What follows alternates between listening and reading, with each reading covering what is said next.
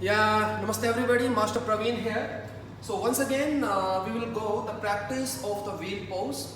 This practice is usually for that student who can easily do the wheel pose. So how you can make effective your wheel pose more.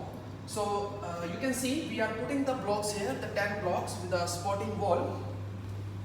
To come in the wheel, you have to take one block and then slowly drop the block down, so that it will give you the spinal strength, your flexibility, and then in the same time you can be relaxed yourself also, means in the contra posture.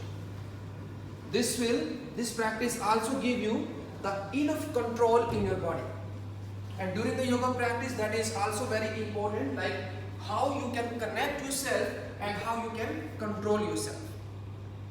But need to be strong, because back bending is not only about to make your back flexible. This is also need to work on your core, means your core should be strong, your arms, your shoulders should be strong. Yes, just step by step. Anytime you feel, so you can also adjust yourself, just controlling a bit slow, step by steps, slowly go, control, good. This will also build up the stamina in your body, especially your spine. Because we all know when we practice back bending, we need enough energy and enough control yourself. Very good, just controlling.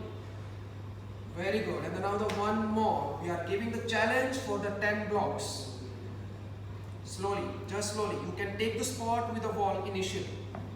Good, just holding, and now come on, go in, and then relax, and now squeeze one, bend down, just relax.